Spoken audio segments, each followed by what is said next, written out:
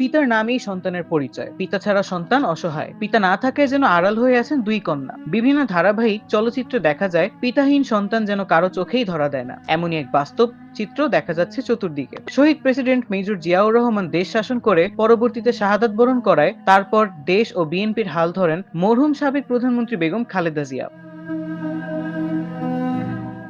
দুই ছেলের মা ছিলেন তিনি। বিগত সরকারের ষড়যন্ত্রের শিকার হয়ে মারা যান বেগম জিয়ার ছোট ছেলে জনাব আরাফাত রহমান কোকো। দুই কন্যার পিতা ছিলেন তিনি জাফিয়া রহমান ও জাহিয়া রহমান। এদিকে তারেক রহমানের একমাত্র কন্যা জায়মা রহমান বিদেশে লালন পালন হলেন। দেশে আসার সাথে সাথেই সমস্ত গণমাধ্যম তার সামনে পিছনে। সোশ্যাল মিডিয়ায় জায়মা রহমানের ছবি পোস্ট ও ফেক অ্যাকাউন্টের অভাব নেই। কিন্তু দেশনেত্রী বেগম খালেদা জিয়াও ও সাবেক প্রেসিডেন্ট মেজর জিয়াউর রহমানের যে আরো দুইজন উত্তরসূরি আছেন তা যেন সকলের চোখের আড়ালে পড়ে গেল।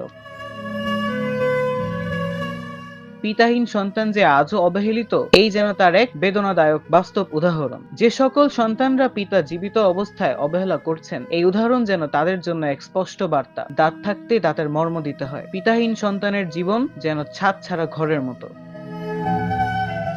সাহিল আহমেদ, দৈনিক আওয়ার বাংলাদেশ।